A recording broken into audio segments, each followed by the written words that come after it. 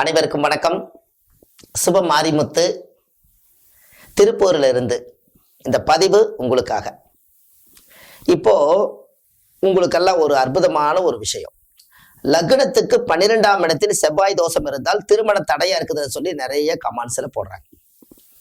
இன்னைக்கு அந்த பதிவுல போடக்கூடிய பதிவுக்கு நிறைய மக்கள் இதை பார்க்கட்டுங்கிறதுக்காக இந்த 12ஆம் இடத்துல செவ்வாய் தோஷம் இருந்தால் ஏன் திருமணம் இப்படி எல்லாம் நடக்குது, தடையாய் நடக்குது, ரொம்ப பார்த்துட்டு போறாங்க, கல்யாணம் நடக்க மாட்டேங்குது, இப்படி எல்லாம் சொல்லிட்டு இருக்கறனால இந்த பதிவுல விடாம பாருங்க. இந்த பதிவு உங்களுக்காகத்தான். இப்போ 12ஆம் இடத்துல செவ்வாய் தோஷம் இருந்தால் என்ன தோஷமாக மாறுகிறது? முதல் 12ஆம் இடம், லக்னத்துக்கு 12ஆம் இடம் ஒரு உதாரணமா வச்சுக்கோங்க. ஒரு மேச லக்னம், மேச லக்னத்துக்கு 12ஆம் இடத்துல செவ்வாய் இருந்தால் அது மீன ராசியில இருக்கும். அப்ப லக்னத்துக்கு 12ஆம் இடத்துல செவ்வாய் இருந்தால் அது செவ்வாய் தோஷமே.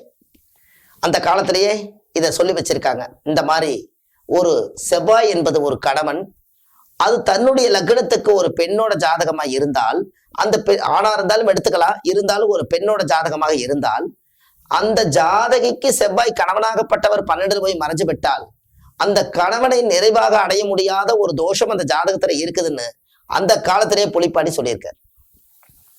அப்போ இந்த 12ஆம் இடத்துல செவ்வாய் தோஷம் இருந்தால், 12ஆம் இடம் என்பது என்ன பொருள்? 12ஆம் இடம் கட்டில் சுகம், இல்லற வாழ்க்கை.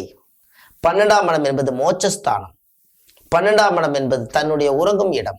இது எல்லாமே நிம்மதியான இடம், சுகபோகமான இடம் 12ஆம் இடம். இந்த 12ஆம் இடத்துல போய் ஒரு பாவக்கோள்கள் இருந்தால் அந்த நிம்மதி அது கொடுக்குமா? அப்ப அந்த பிரச்சனைகள் எல்லாம் எங்க உருவாகுது? இந்த பிரச்சனைகள் இங்கதான் உருவாகுது.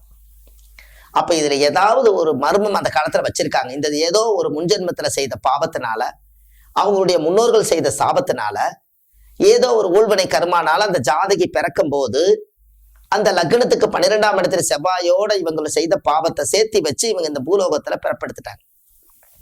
அப்ப இந்த தோஷத்தை நம்ம கண்டிப்பா அது நிவர்த்தி செஞ்சாத்தானே நீங்க சீக்கிரமா கல்யாணம் பண்ணி நீங்களும் போய் ஒரு இடத்துல தாயாக முடியும்.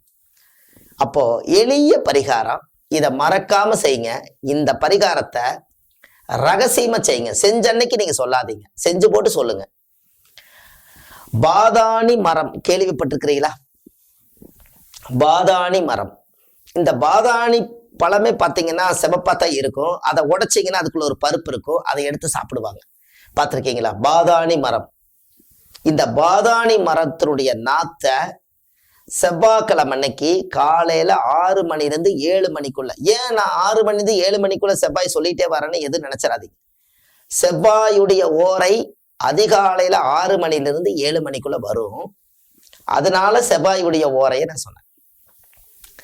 அப்போ இந்த செவ்வாயுடைய ஓரையில இந்த பாதாணி மர நாத்தை செவ்வாய்க்கிழமை அன்னைக்கு ஒரு தோட்டத்திலேயோ ஒரு காட்டுக்குள்ளேயோ கொண்டு போய் நீங்க இந்த செவ்வாய் தோசை என்னை இன்னை விட்டு போயிடுன்னு சொல்லி அந்த நாத்தை நீங்க அந்த பூமியில நட்ட வச்சு தண்ணி ஊத்தி மஞ்சள் அது மேல தொளிச்சு விட்டு அந்த நாத்தை 7 முறை வளமுறை சுத்தி வந்து ஒரு கல்பூரம் பொருத்தி சாமி கும்பிட்டு வந்துட்டீங்கன்னா அன்னையோட உங்களுடைய லக்னத்துக்கு 12ஆம் இடத்துல இருக்கக்கூடிய செவ்வாய் தோசை அதோட நீங்கிரும். அதுக்கப்புறம் அடுத்த தலைமுறைக்கும் கூட அந்த 12ஆம் இடத்துல செவ்வாய் தோசை உங்களுடைய வயிற்றுல அது பிறக்காது. செவ்வாய் தோசத்தோட வரவே வராது, அதோட அருந்து போயிடும். இது நீங்க செஞ்சு பாருங்க, உங்களுடைய வாழ்க்கை அருமையா இருக்கு. அப்போ இந்த செவ்வாய் தோஷம் ஒரு மனிதர்களை எப்படியெல்லாம் தடை பண்ணி வச்சிருக்குது. அந்த காலத்துல மங்கள இசை வேணும் என்றால் மங்களகாரகன் நல்லபடியா இருக்கணும்னு அந்த காலத்துல சொல்லியிருக்காங்க. மங்களகாரகன் தான் செவ்வாய். அது போய் 12ஆம் இடத்துல மறைஞ்சதுனால, அது செவ்வாய் தோஷமாகி இருப்பதனால உங்களுக்கு ஒரு மன உளைச்சல் நெருக்கடியிலேயே வாழ்ந்துட்டு இருப்பீங்க. இந்த பரிகாரத்தை நீங்க பாதாணி மரத்தை நீங்க செய்யும் போது பாதாளம் வரை இருக்கக்கூடிய தோஷம் பறந்தோடி போகுமா, அந்த காலத்திலேயே முன்னோர்கள் சொன்ன பழமொழி. அப்போ அந்த பாதாணி மரத்தை நீங்க அது வளர வளர வளர வளர உங்க வாழ்க்கையும் நல்லா இருக்கும். ஒரு ஜாதகத்தை எடுத்துட்டு போய் இந்த மரத்தை நட்ட வச்சுட்டு உங்களுடைய குலதெய்வம் கோயில கொண்டு போய் இந்த மரம் நட்ட வச்சு இந்த நாத்தை நீங்க நட்ட வச்சு சாமி கும்பிட்டு வெள்ளிக்கிழமை நாள் பார்த்து உங்களுடைய ஜாதகத்தை எடுத்துட்டு போய் குலதெய்வத்தினுடைய ஆலயத்துல கொண்டு போய் கருவறையில வச்சு தேங்காய் பழம் பூ மாலை கல்கண்டு வாங்கி அர்ச்சனை பண்ணி சாமி கும்பிட்டு நீங்க ஒரு தரிசனம் பண்ணிட்டு வந்தால் அன்னையோடு உங்களுக்கு இருக்கக்கூடிய செவ்வாய் தோசை நீங்கி நல்ல வாழ்க்கை அமைஞ்சு சீரும் சிறப்போடு நீங்க நல்லா இருப்பீங்க. இதை வாழ்க்கையில ஒரே ஒரு முறை தான் செய்ய போறீங்க. எளிமையான பரிகாரம். இதை போற போக்குல செஞ்சுட்டு கடவுளை போய் நீங்க பார்த்துட்டு வந்துடலாம். அதனால இதை கண்டிப்பா பண்ணுங்க. வாழ்க்கையில நிறைய வெற்றி அடைவீங்க. நீங்க கண்டிப்பா இதை செய்யுங்க. உங்க வாழ்க்கையில எல்லாமே ஒரு மாற்றம் ஏற்பட்டு சீக்கிரமாக திருமணம் நடக்கும். நீ பாருங்க, கீழே போயிட்டு இருக்கிற நம்பருக்கு எந்த டவுட் இருந்தாலும் நீங்க எனக்கு கூப்பிடுங்க. ஆன்லைன்லயே நம்ம ஜாதகம் பார்க்குறோம்.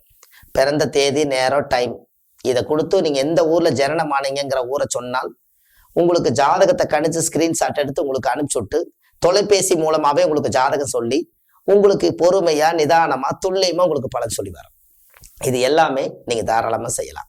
இப்படியெல்லாம் செய்து கண்டிப்பா உங்களுடைய வாழ்க்கையில வளம் பெறுங்க. அடுத்த பதிவில் உங்களை நான் சந்திக்கிறேன். சுப மாரிமுத்து, திருப்பூர்ல இருந்து. நன்றி, வணக்கம்.